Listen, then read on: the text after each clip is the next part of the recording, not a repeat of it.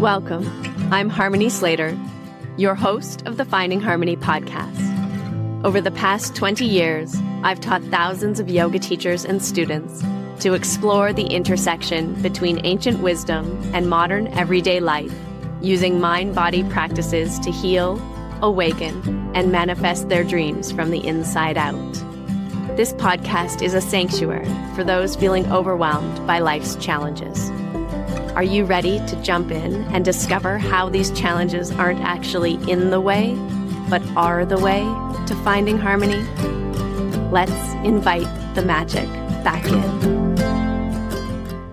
What if the most radical act of self-love is remembering that you have the innate power to heal, that your nervous system is constantly seeking balance and regulation and trying to create resiliency under every circumstance, that it's possible to heal and that your body's trying to do its very best for you at every turn, even from deep wounds like trying to recover from PTSD or struggling with anxiety or depression.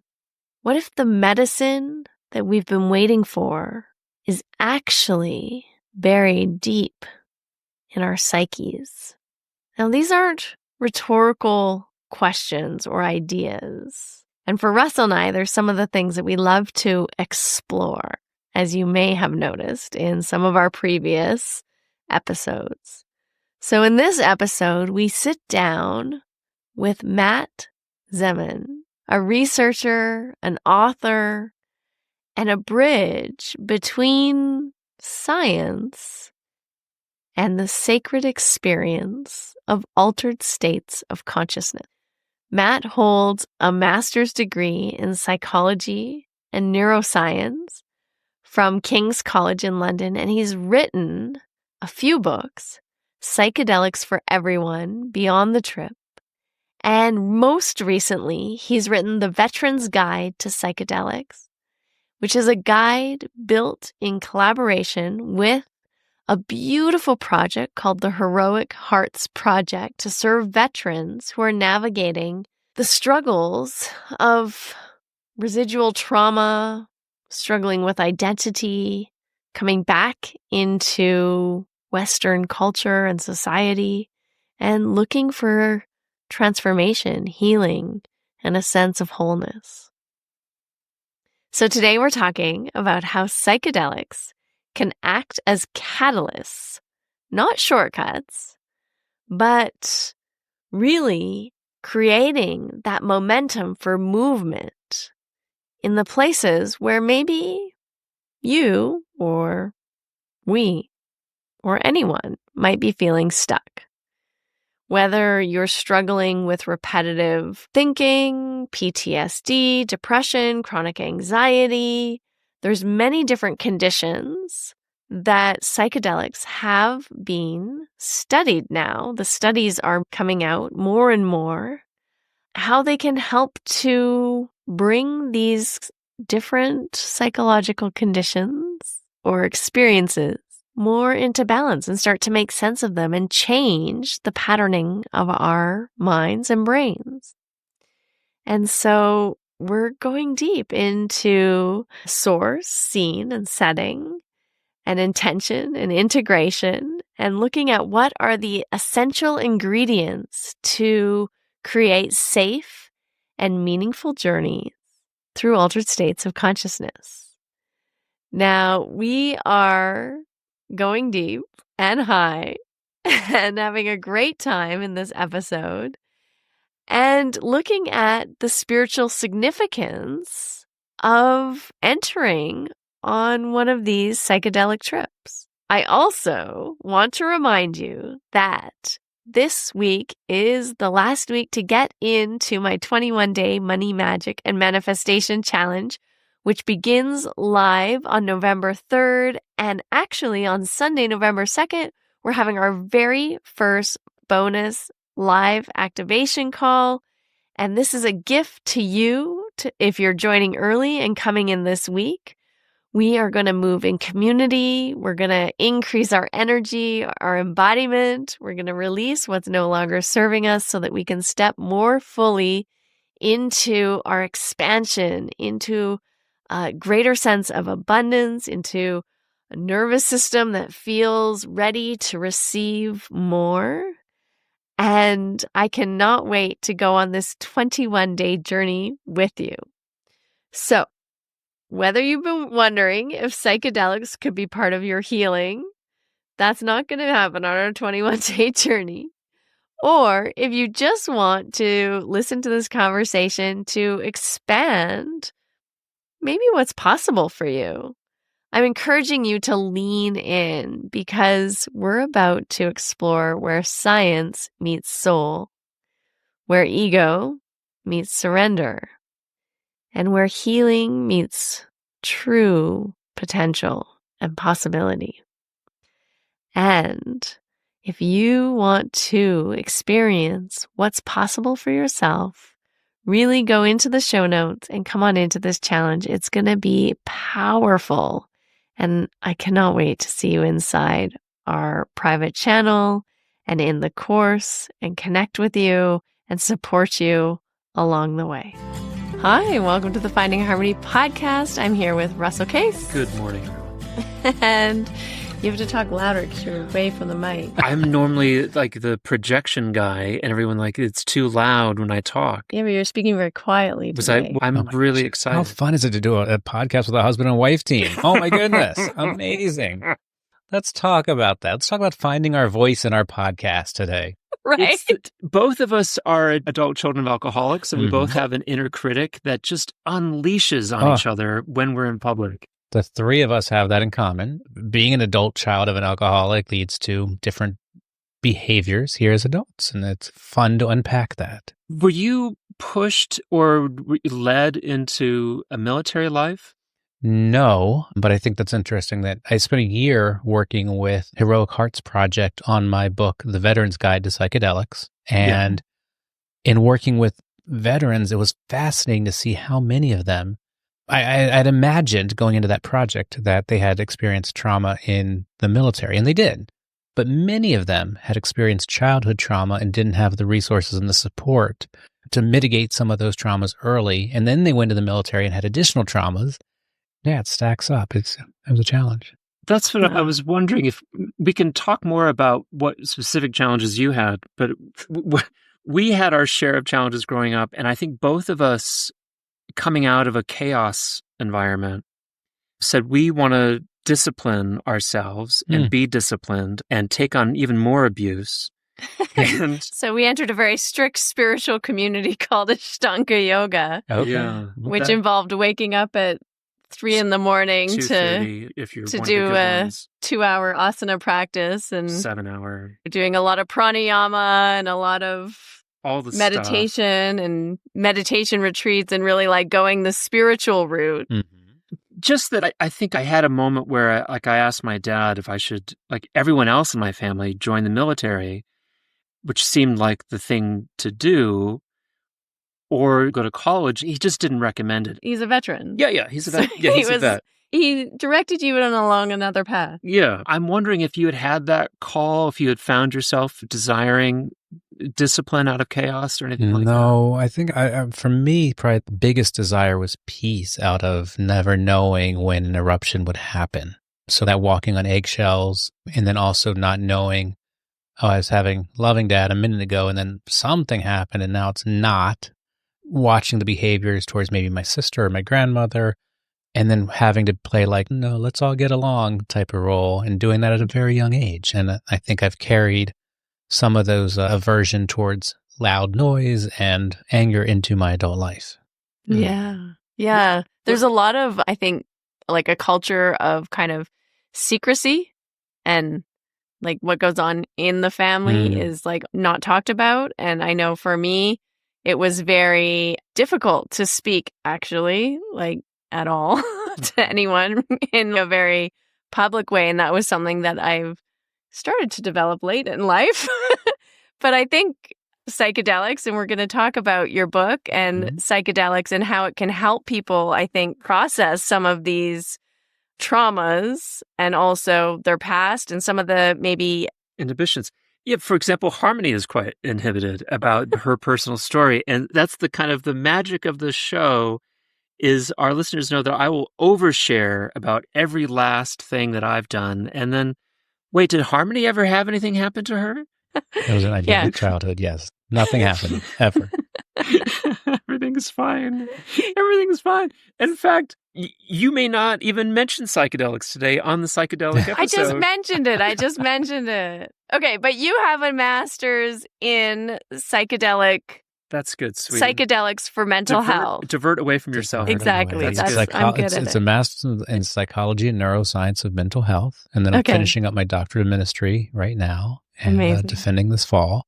And then I work with spiritual communities around the country on how to incorporate medical best practices about how do we reduce risk for the participants. And then I work with medical providers who are interested in incorporating spiritual best practices into what they do. So that's kind of the space that I inhabit these days, the intersection of psychedelic spirituality and mental health. Was that London, Ontario, or London, England? London, England. It's King's College London is where I did the master's, and then Pacific School of Religion is where I'm doing the doctorate. How did you end up with that, making that choice? That's quite a big jump across the sea. It is, and they have a beautiful online, they're a hugely reputable college. I have an online program for this master's. I really wanted a school that was doing research into psychedelics that would allow me to craft my program around psychedelic medicine. And they were fantastic about both those things. They are doing research. They have a whole center for addiction specifically in some of that research, which is fascinating. And then they were very open to, okay, you want to focus on psychedelics for mental health? Let's do that. And we spent a lot of time on ketamine, which is not technically a psychedelic, but it's the only legal option we have here in the States. And then I was able to look also at things like psilocybin, MDMA, DMT, some of the other medicines. Yeah, and they've been doing a lot of research around the positive effects on depression, anxiety, especially I think with ketamine, which is legal, and as well as MDMA as well. Can you tell us a bit about that? It's a wild time right now. So I'm going to answer your question, and I want to also give you some context. So to answer your question, yes, there are over 200 academic institutions around the world studying psychedelics. Why are they studying psychedelics? Not because it is a cure for everything, because it breaks repetitive thinking patterns.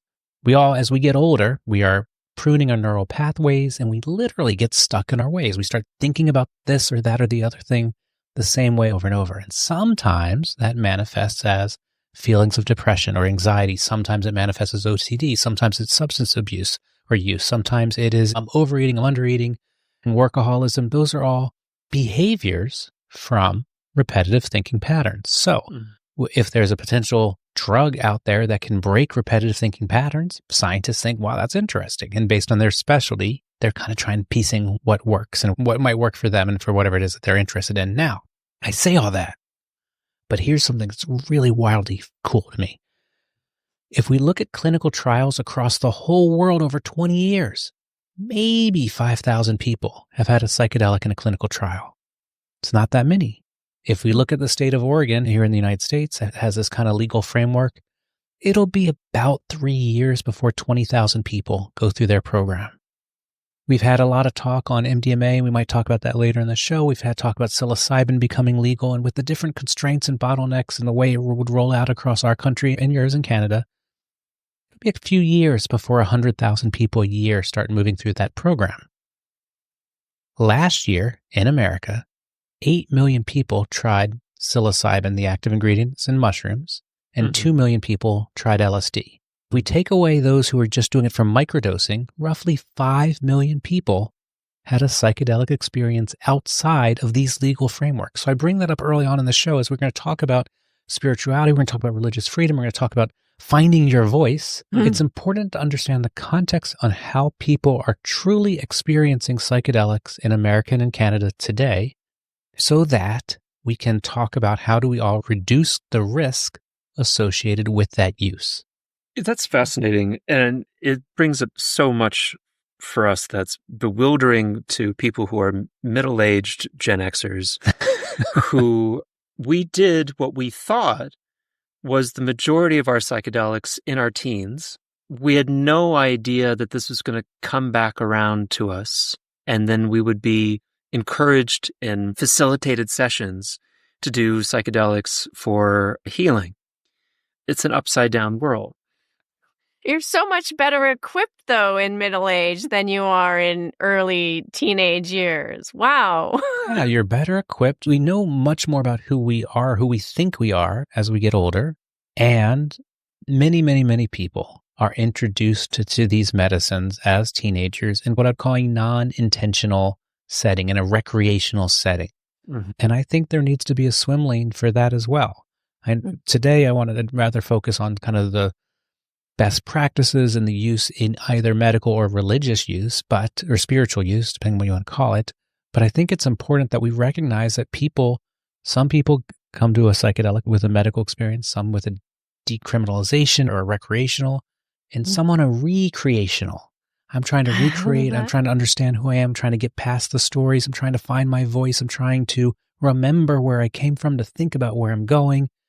And middle age, beyond middle age, those are really great times to do that. Mm-hmm. What's happening in this next chapter? My kids are leaving, my kids have left.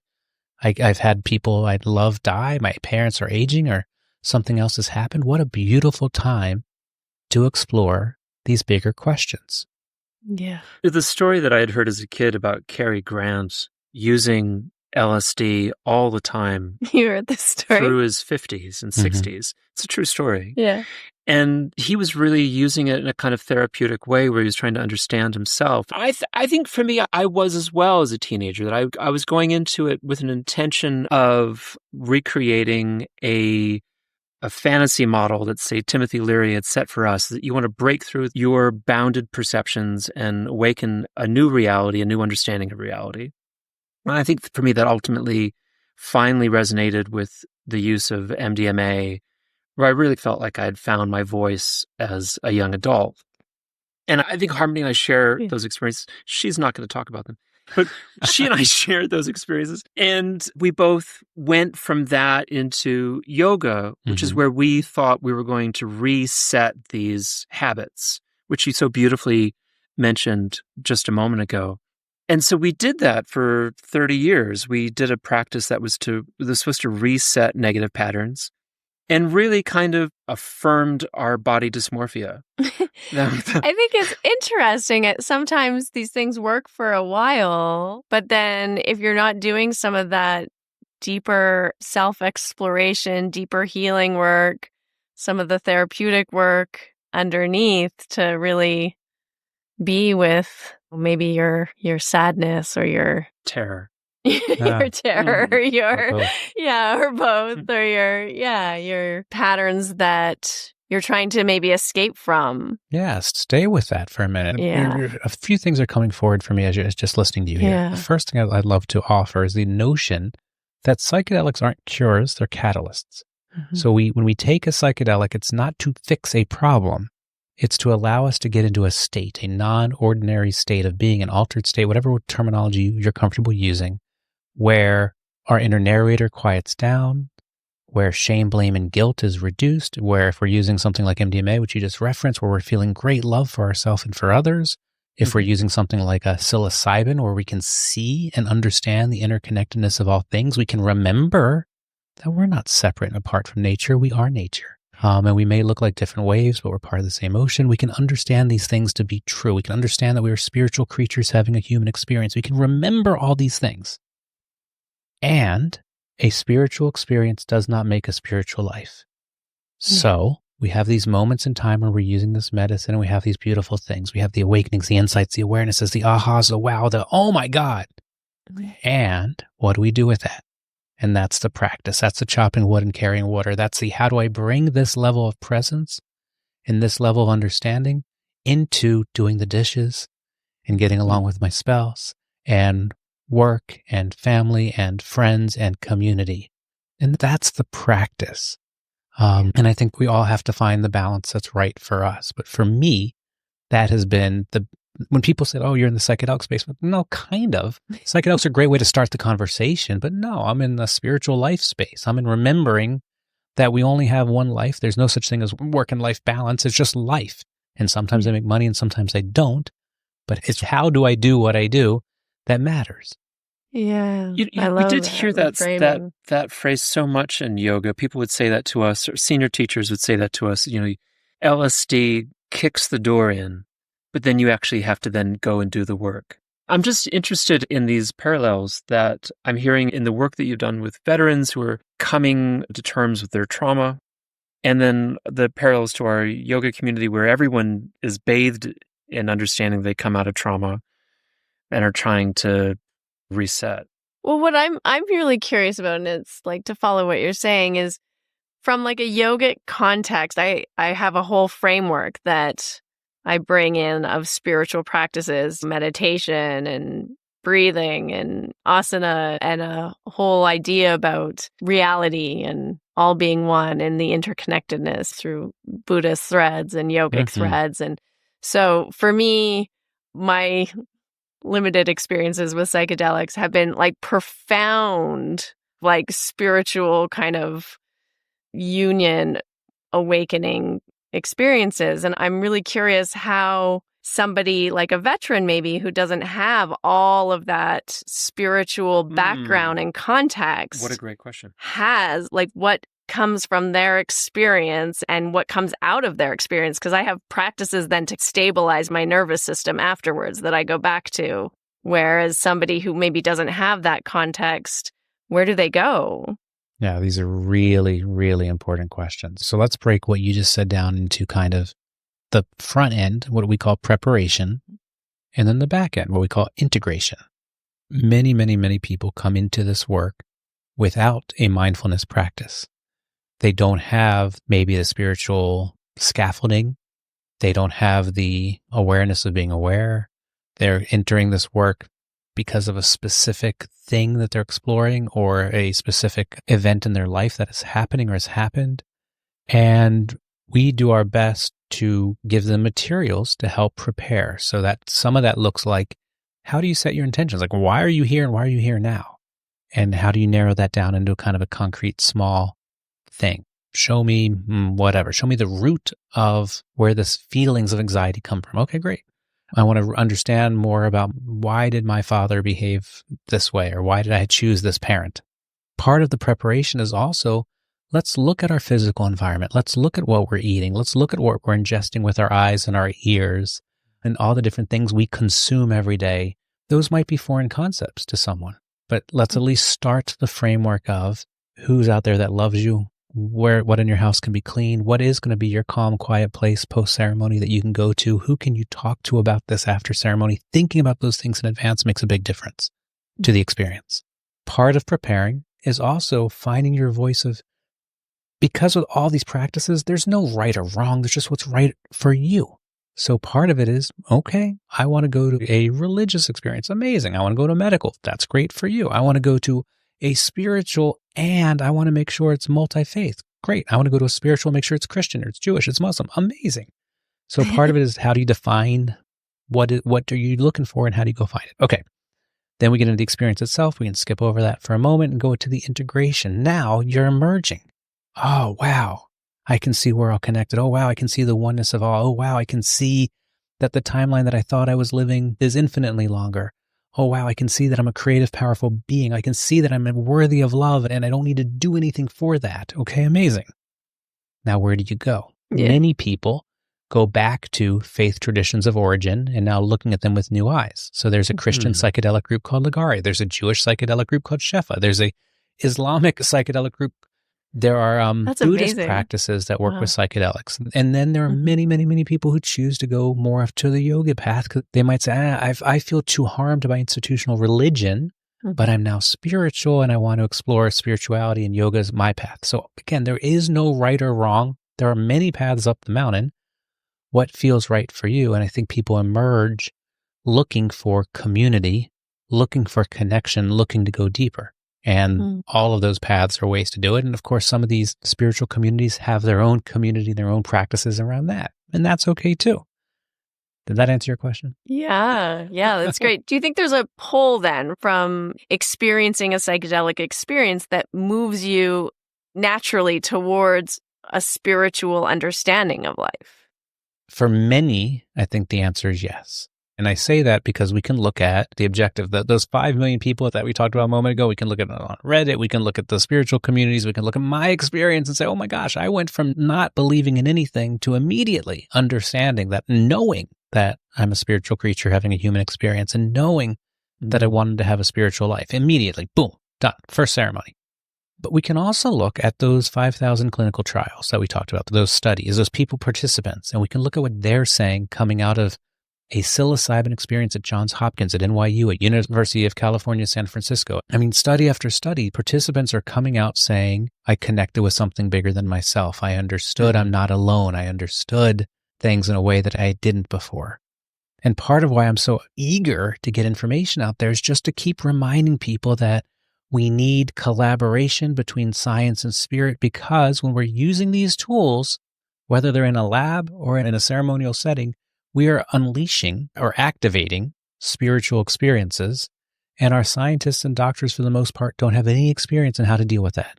It's true. But conversely, we know more about the brains and bodies and how to keep ourselves safer than we used to. And many of our ceremonial leaders don't have as much experience. So how do we bring these two together? How do we build a bridge between worlds? How do we start connecting these dots so that we can, as Western tribesmen, as North American tribal people, that we can create the psychedelic experiences that make sense for our people? And it's going to look different than what a Shipibo in Peru might do, or a shaman in Siberia, or someone in India or China or Africa is going to do. It's different, and that's okay. One of the criticisms that I had heard of, say, I grew up in the Midwest and as surrounded by Baptists. And as Abraham Lincoln famously said, a Baptist is someone who hears about a good time and wants to put a stop to it. Mm-hmm. That was my childhood. I was sitting with a Hindu Vedantin in the city of Mysore in India, and he was saying that as a criticism of the Christian religion and also the Muslim faith was that there was an unfortunate absence of the mystic experience, and that needed to be more present and prevalent to enrich, enliven, and inform the teachings and the doctrines and the leaders of those communities. And in this context, that's such a profound notion to think that there are Christian communities having very present, real, mystic experiences with psychedelics that is informing their love of Christ, and then bringing that back to their flock. That's the kind of thing that I didn't grow up with at all. I don't think many of us grew up with that. And I get really excited about how do we get back to the heart of religion? How do we remind ourselves that these kind of all major religions, they started with someone having a mystical experience and sharing that. And then the people who gathered around them were drawn to that and had their own mystical experiences in many cases. And then somehow between there and now, we lost sight of that. And it became more about how do we instill rules of how we operate as a society versus how do we feel truly connected with God and whatever God looks like or means to you. There's a really interesting study that was just released from Johns Hopkins and NYU with clergy members who had 2 doses of psilocybin. And 96% said it makes them better at their profession. They can remember why they got into it in the first place. What is considered a dose? That's also a good question as we go down these paths. Like, what's a dose and how much do you want to take? When we're talking about that kind of dose in a clinical trial, it's the equivalent of 2.5 to 3.5 grams of dried mushrooms would be the equivalent of a golden teacher. So middle of the road strain, about 2.5 to 3.5 is what they're giving in trials. But in ceremonies, that as an example, people can take as low as 1.5 grams and have an experience. And I've seen people take 8 and 9 grams because of how their body reacts or because of what prescriptions or supplements they're taking. So let's back up then with this question and talk about how do we all reduce risk as much as possible if we're going to look at doing this.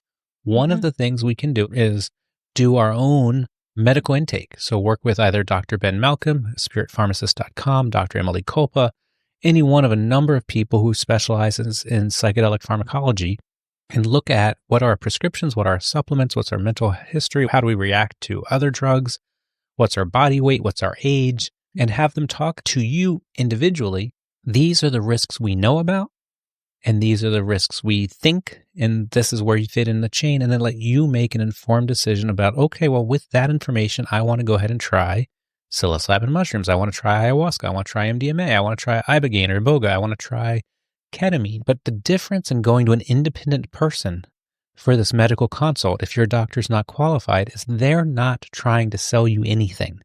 They're just there to give you information. Everybody else, whether it's a retreat in Jamaica or Mexico or Costa Rica or Peru, or whether it's a underground church or whether it's a underground therapist, at some level, they're trying to fill a seat. Right. So I like it when people take an independent step, get the information, decide, okay, I understand the risks associated with this, and I'm comfortable with it. Great. Yeah. Off you go. As an adult, I firmly believe that every adult should have the right to put nature in their body, and I prefer them to know what the risks are up front. Yeah. I really want to share a recent story that happened to us, but I'm also really curious your own story and what got you here. And like, there's a moment that you could remember coming out of high school, going into college, where you had a profound positive experience and that set you on this path. I don't know if you would like to share that with us. I'm happy. I mean, for me, it's almost the opposite. I lost 4 people very close to me within 5 years, including my dad and my mom. So my mom died when I was 22. She was 49. And my last faith was like buried when we buried her. And I went and just lived. And I lived, but by all external measures, I was a model member of society. I earned money. I took care of my family. I sent them to good schools. I participated in community events, not a lot, but enough. But I was missing stuff. I was lonely. The goalposts kept shifting. And then about 7 years ago, some friends invited me to a guided mushroom experience. And in that very first experience, my world shifted. I reconnected with my mom. She was there. I could feel her and feel from her to me to my kids. I was like, oh my God, this is ridiculous. I felt safe and loved. And then incredibly safe and loved, and then realized I don't feel that level of safety and love in my normal life. So what's going on with that? I recognize as being a spiritual creature. I mean, just insight after insight after insight. That's the moment for me that I was like, what am I doing? Why am I working all the time and not spending time with my family? How am I possibly think I'm alone when there's all this beautiful stuff around me? I need to learn more about that. And that sent me down the rabbit hole of the master's, the doctorate, the spiritual communities I work with. It's been a 7-year journey for me, and that's it. What were you weren't a psychotherapist 7 years ago. No, I was an entrepreneur. I've done a series of different businesses, mostly in the tech space, some in customer service, just an entrepreneur. Amazing. I love it. That's extraordinary. Wow. Wow. I cannot imagine what was going on 7 years ago where someone said to you, we're going to do shrooms.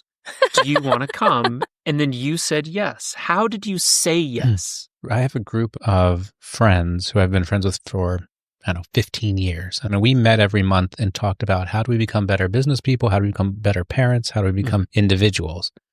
And they're the ones who took the initiative and did this. And they said, do you want to do this? And I said, no, I don't do drugs. And they said, I know you don't, but you're going to do this one because you love to learn. You get to learn. You love traveling. This is like traveling, and just come on. And, and I went in underestimating. I mean, I'd love to say I did everything I tell people to do. I didn't. I underestimated it. I got there and they're like, we're going to make an altar. I'm like, what are you talking about? Oh my goodness. Yeah, I didn't understand. And then 5 grams later, I'm deep into this medicine. I thought I died. I had all these experiences in that first journey. But yeah, it was completely out of character for me. Maybe the more interesting question is, what did my wife think when I came back? And I was like, I don't really want to work anymore. And I want to go back to school. And are you still married? I'm still married, 26 years. Wow. It sounds like, though, it really puts you more in touch with your heart, and which would improve your relationships. I mean, despite saying I don't really want to work anymore. Absolutely. There's a funny story. At one point, my son was 16 and he said, I want to go to one of your psychedelic retreats. And I was like, because you want to do psychedelics? He said, nope, I just want to see what you're up to. So I got permission for him to come as a helper. Okay. Wow. So his job was to help people to the bathroom, to give them blankets, to refill water bottles. Yeah.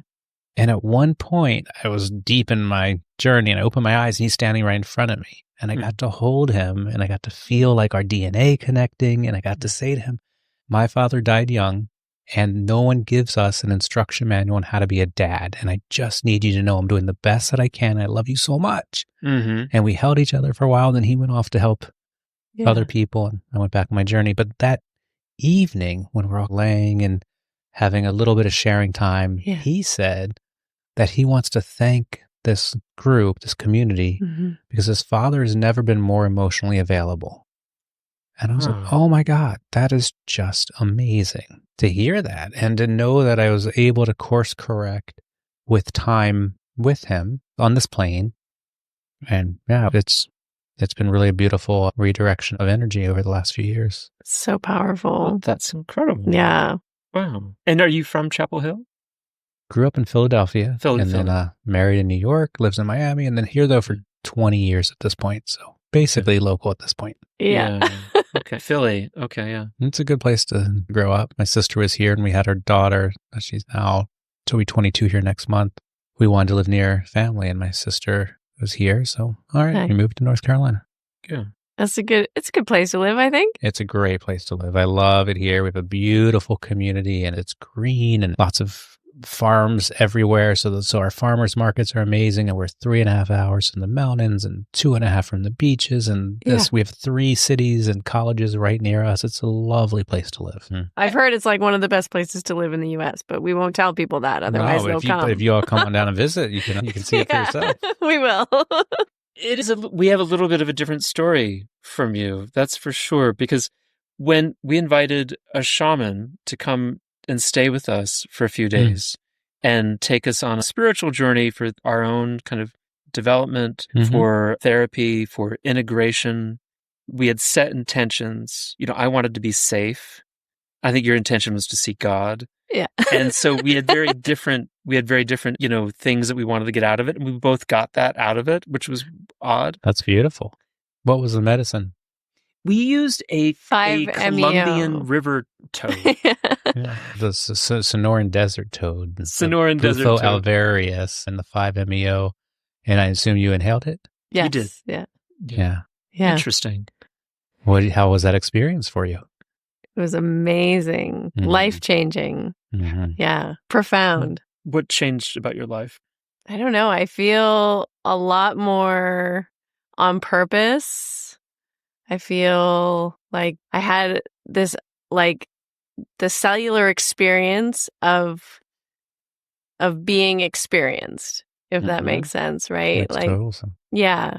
And feeling like I was everything and in everything and everything was in me. And there was just that kind of complete everything and nothing all at the same time. Have you talked about this on the show before? No. Okay, let's stick with this and let's slow down for just a moment for your audience who doesn't know what the hell you're talking about. Yeah. So in the world of psychedelics, the medicine that Harmony is referring to is the only non-duality medicine we know of. So what does that mean? It means in every other medicine, there's a subject and an object. It might not be you, but there is a time and a place and a thing. With 5-MeO, whether it's the natural venom of the toad or whether it's a synthetic, there is just, I call it like you dissolve into math. You just become energy and you can feel for a little while. It's a 10 to 20 minute experience typically. There's ways to drag it out, but 10 to 20 minutes is typically, and you just get to have an experience of just what could heaven be like? What does the energy field of the world feel like? What does the energy field of the universe? What is the vibration behind Om? Yeah. That can all be felt in a 5-MeO experience. So it's a very powerful experience. It's one that I often caution people to just make sure you're ready, because there are you can fly down to Tulum right now and there's 5-MeO places and you'll come off the beach and they'll give you a ceremony and there's a range of outcomes that can happen with that. Yeah. And then there are people who have mindfulness practices or have worked kind of their way up and are ready for a 5-MeO experience in a different way, and they can have really these beautiful cosmic, God experiences. Yeah, I would say it was definitely that. It was not gentle in a way. Not for you. Okay. It wasn't a gentle entrance. It was like quite somatic and quite intense. But through that tunnel, there was then union. There's 3 ways that people typically react to this medicine, again, for your audience. This is so kind interesting. Of, primal shakers, where like you're having a very somatic movement, and you're releasing kind of a kundalini energy. It's just it's popping out of you and vibrating, and that's one way. And you have screamers. Okay, you're coming into this, and they have to vocalize. Mm-hmm. And then you have sitting Buddhists, which is just a blissed out experience of just union. Yeah. What I have found is like some of the ceremonies that I've participated in, you do a heart opener, like an MDMA or MDA on day 1. Then you do a psilocybin on day 2. Then you do a bufo. And if you do that sequence, it's almost always sitting Buddha. But when you just drop into 5-MeO, you might have these 3 different experiences, and it's all okay. Yeah. It's just different. So it sounds like it was incredibly profound and beautiful and healing and all of those things. You're a bit of a shaker, I'd say. A shaker? Yeah. You're a shaker? Yeah. I don't know. Did you just do it once? No. I did it like progressively over 2 days. Like many so you started times. Slower and worked your way up. I would up say and up and 10 times. 10? I don't know. Yeah, maybe Was more. that a Colorado shaman? No, it was a Canadian. Okay, interesting. That's a different way of delivering that medicine that there's some people who are really experimenting with that, where people get used to it. Yeah. Yeah. It was very beautiful because it was like just a little bit, and then each time, and it was always very consensual, which was lovely. It was like you always were asking, or not asking, but saying, I'm ready for more. Like, and they always said, it was like checking in after each round. So it was very therapeutic. It felt very safe. The people we were with, I'm related to one of them, so I felt very safe with them as well. There was an extraordinary amount of prep. That was something that had really impressed me about the experience, because I know that I can, in different medicines, I'll respond quite differently, but also typically. So like THC, I respond in a very paranoid way every time. In psilocybin, it will oscillate between very unified and very paranoid. LSD is almost universally very nice. Like this, weirdly, the softest of the 3 that I've mentioned LSD so far. is for you. Yeah. Okay. I mean, it's MDMA very really hallucinogenic, but it still feels the softest. MDMA is like the most body conscious and the most loving and the most honest I've ever been. And it felt like a technique that I had learned. How to be MDMA is you set your mindset, and then you're back there being honest and being body conscious. Just to say that I wasn't sure what I was in for with this river toad. And they had done so much education and so much research. We did Zoom calls. We talked about our histories. And then they came in and they sat with us for an entire day talking about what this was going to be like and talking about our story, and then got to the experience. And it was so intense, so incredibly intense. But the takeaway was how incredibly safe I felt. Like, this is really just the safest experience I could have had, being this intense in its hallucinogenic property. You just did a master's class in how to reduce risk and how to have positive experiences with this. And you just, I don't know if you did it consciously or unconsciously, but you brought up the 3 things that Johns Hopkins says you pay attention to: is source, set, and setting. So source is, where did your medicine come from? Do you feel it is pure? Do you know it is pure? You went to someone who practices with this medicine regularly, who's an expert in this medicine, and he brought in pure medicine. So you can check that off. Then set is the next thing. That's your mindset. Well, he did preparation. Do you know what this is going to be like? Do you know who's in the room? Are you comfortable with those in the room? Do you understand how we're going to deliver this? Do you understand we're going to do a little bit at a time to make sure you're comfortable? Do you feel safe? Because that's important to you. You're talking about seeing God. Tell me more about that. What is your story behind that? Mindset. Beautiful. And then setting is the third one. Who is in the room with you? So again, you hired an expert guide. So you felt good about that. I love this person, I'm related to this person, and and that feels good, and I feel comfortable. So much of the harm with psychedelics isn't because of a biochemical reaction; it's because of someone behaving inappropriately when someone else is in an altered state. And you checked all those things. These are the same check boxes, whether we're looking at a medical experience, whether we're looking at ceremony, we're looking at retreat, we're looking underground therapist. source, set, and setting. And again, not right or wrong. It's what's right for you as you go through that checklist. Yeah. I think that's so interesting to think about because I personally find it very hard to trust people. But this, because of the consent, because of exactly what you're saying, like feeling very held in this space, felt very safe. And other times, I often would opt to maybe do my own ceremony alone, which isn't necessarily the best way to go. Maybe and maybe not. I don't think that's necessarily. Yeah, I mean, it can work. It but can be absolutely beautiful, and you are an experienced traveler, and you do a lot of mindfulness practice, and you're probably, even if you're by yourself, you know how to keep yourself safe within those, where you're not being interrupted by Amazon or kids or stuff. Exactly. And we all have to find those balances. Yeah. I mean, I even talk about there's ketamine people who will mail you ketamine shots and lozenges, and is that how I would choose to do it? No. And for some people, that's all they can afford. That's all they have. They're in remote areas, and they've got to figure out how to supplement. So we all go through this life trying to figure out how do we balance all of the pressures, the pulls, the things that are stretching us, and find out what's the practice that works for me. And if sometimes that looks like doing it alone, beautiful. And if other times it looks like I want to have a different type of experience, there's a guy named Dr. Stan Grof, and he says, I mean, he goes extreme. If you've ever done like a holotropic breath WIM, haven't you done a holotropic breath workshop with him? I do some holotropic breath work. Yeah. So he has one sitter for every person. Yeah. That's about as much intention. And his thesis, though, is that if we don't have someone else there taking care of us, at some level, our body knows, and we can only go so deep. Yeah. So it's not that having a private experience or by yourself experience is bad. It just might not be as deep as others. And again, we're all different animals. Can you talk a little bit about, because you have such an extensive knowledge, like the different effects of the different psychedelics? Because I feel like they have even speaking with our shaman, who's obviously quite well-versed in psychedelics, speak to sort of the energy or the personality of different plants. The spirit, yeah. And the, like grandfather plants and grandmother plants, and how it creates a different type of experience or journey for somebody who's interacting with that medicine. I love that.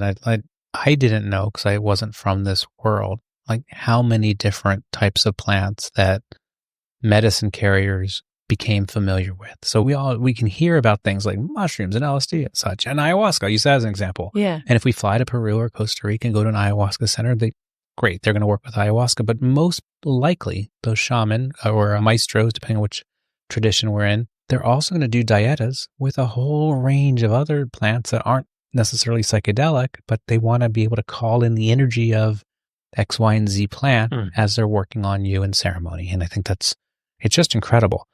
I think for ease and for your audience who's new to this topic, let's break just a few different categories down. We have the dissociative anesthetic, which is ketamine. So it's called a psychedelic, but it's really not. But for 45 minutes or an hour, you can have a psychedelic-ish experience that can do a lot of things. And studies are showing it does great for depression, anxiety, and some other things. But your body feels very heavy. You have a somatic dropping into what's called the K-hole. You have these vignettes or these scenes that emerge.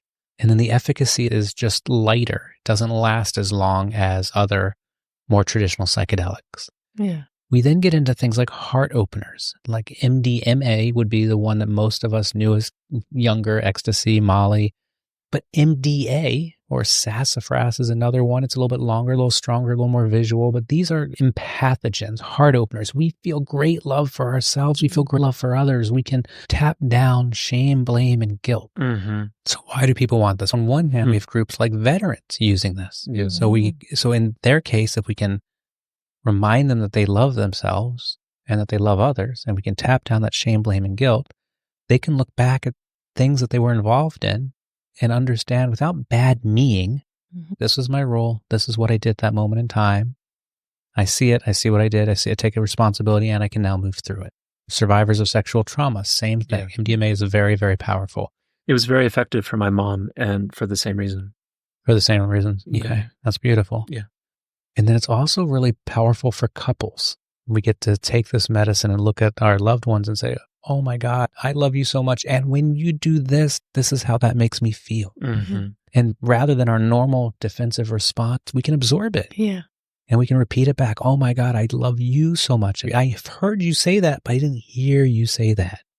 And I can do differently because I don't want you to feel that way. Mm-hmm. So it's really powerful for relationships.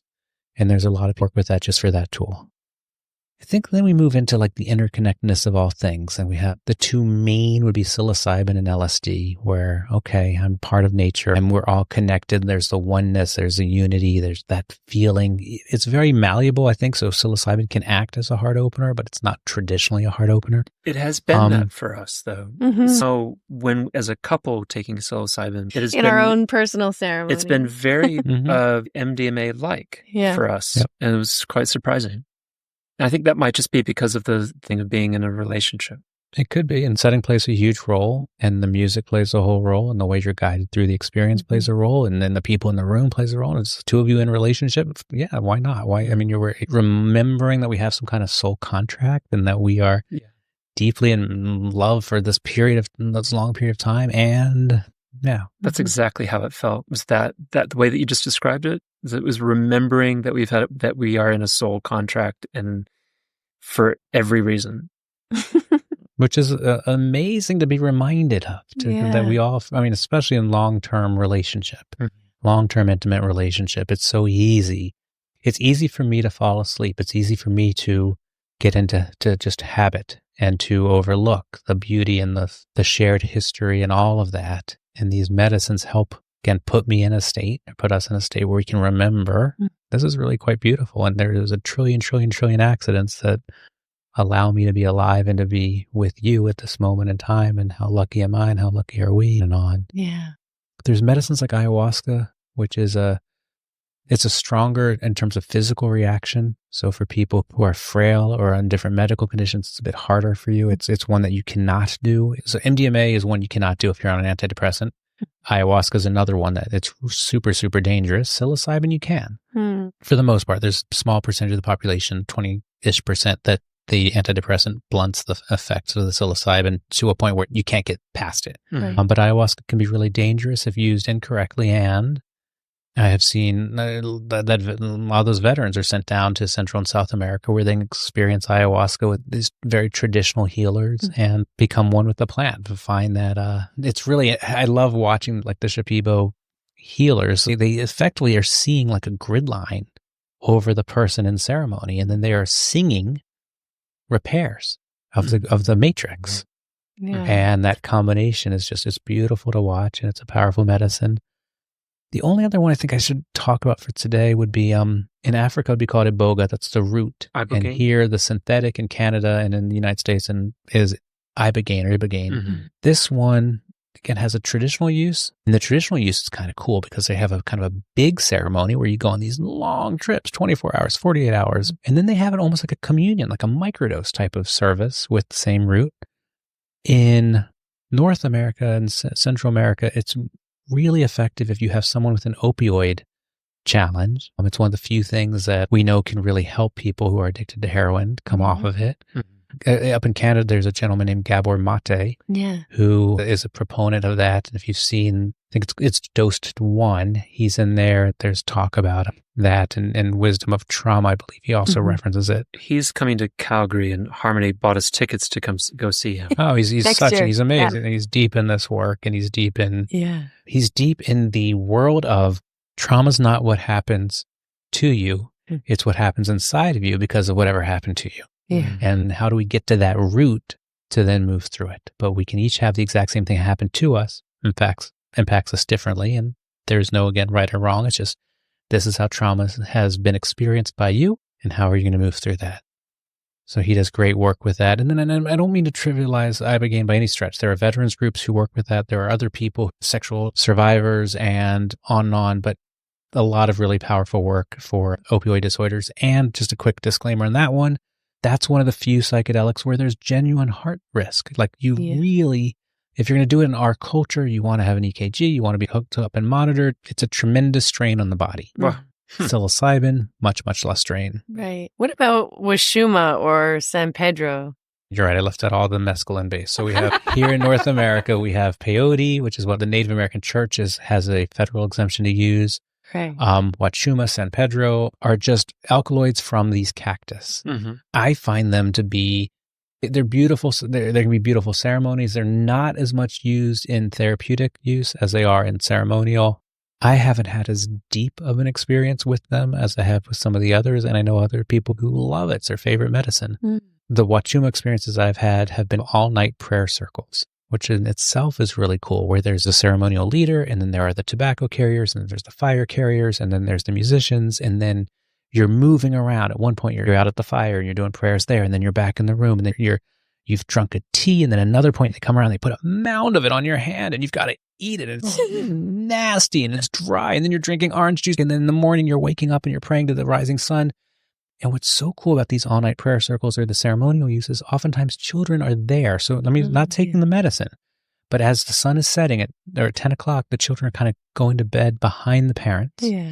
And then as you're praying to the rising sun, the kids start to wake up and they make those sounds that kids do. Oh. And it's just, and then we kind of move into a group breakfast and it's beautiful. And I love experiencing ceremonies. And it reminds me that the medicine carriers never stopped carrying medicine. They were persecuted, they were prosecuted, they were suppressed by church and state, and they moved forward as medicine people. Why is this important? It's important as we think about how our governments are shaping the laws around this resurgence of psychedelics, and as our culture is shifting our understanding because of those 200 academic institutions and the Michael Pollan books and the Netflix series and on, to remember that if we just open up a medical lane, we are colonizing once again from the people who've carried the medicine. And I'm not saying science shouldn't do exactly what they're doing. It just needs to be an and. We need to have a freedom of religion for people who are using these tools. Going back to the beginning of the conversation, these entheogens. So when we use psychedelics in a spiritual manner, we change the name to entheogen because it's something different than a medical manner. It's something different than a recreational. Entheogens is how these tools have been used for thousands of years by humans. It's been used in spiritual practice, not in medical, not in recreational. So we just need both lanes to be open for collaboration between science and spirit. And those all-night prayer circles and those really intense ceremonies are just reminders to me of, these people have done beautiful work for a long time. They didn't care that we were in a prohibition in Canada and the United States. They just kept doing what they do. Yeah, it's interesting, too, to really contextualize it inside of community as well, that it's not, like you're saying, in our westernized kind of culture, we've turned it into something that's a little bit outside of community or outside of society, but in its original context, it was very much a part of community and a part of culture, and there was support systems all around in every direction to help you integrate, to help you through this kind of, journey. And it was a part of life rather than being something that you're doing outside of maybe your normal life. Well, and this is why integration is so different for us in Canada and the United States as North American tribes people, is because if you live in a Shipibo village and you're all doing as a village ayahuasca, and the next day you're in the village, you're already in community. Yeah. You're not isolated. You're not in your car and in your house and by yourself and hundreds of miles away from your family. So we live in a different world, and that's okay. That's point number one. Point number two on the same thing is, okay, my parents weren't working with plant medicine. I get that. But we don't have to go very far back in all of our lineages before we can find people who were. We know there were witches burned all throughout Europe for their use of plant medicine. We know there were shamans in Siberia. We know in India they were drinking soma. We know in China they had their tools. In Africa we had different psychedelics. And in North America and Central America and South America, we all come from plant medicine backgrounds. Now, it has been suppressed by church and state. When the colonizers came to America and to the Americas, they outlawed it as fast as they could. Does that mean we don't have the right, that we don't have a lineage because the lineage has skipped that we can reclaim? I think we do. I think we all have a psychedelic lineage that we can ask for. And if we can find ways to, again, find religious lanes to open this up with our discussions with our government, I think we have the right to ask for that again. Yeah. It's important. And we're not making this up. We're just going back to how these medicines have been used and not accepting that the high priests of our society, the doctors of our society, which are our high priests, are the only ones who know anything. No, not when it comes to spirit.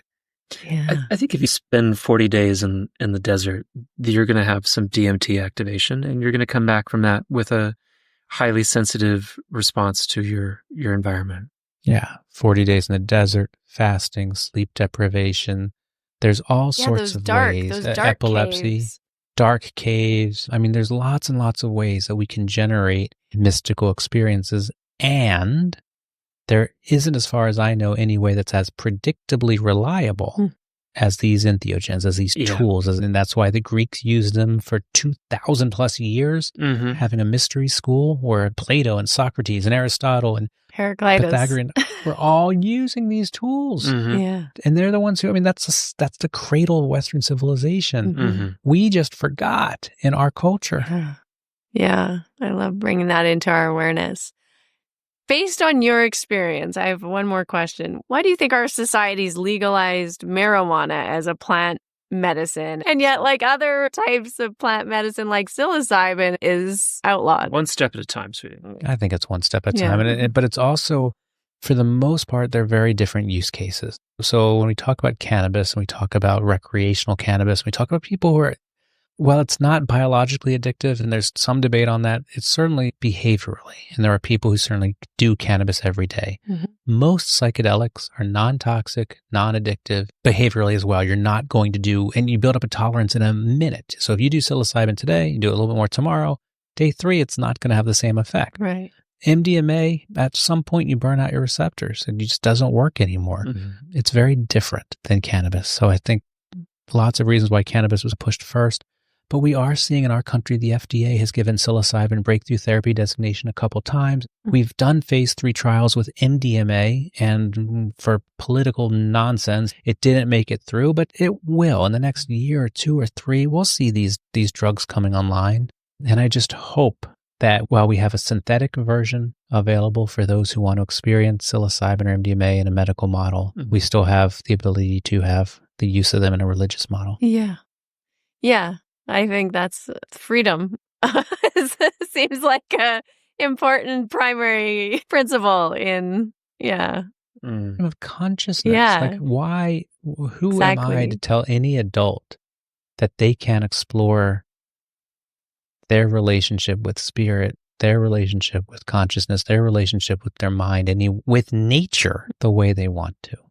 To say, and for the same reason why I don't feel anyone should say you don't have the right to practice that religion. You can't be a Christian, you can't be a Protestant, you can't be a Catholic, you can't be a Jew, you can't be a Muslim, Quaker, Unitarian. We had a religious reformation back 500 years ago where we went from sitting and receiving through an intermediary religious instruction to being allowed to read the Bible. Well, I believe we're in the middle of a religious reformation now.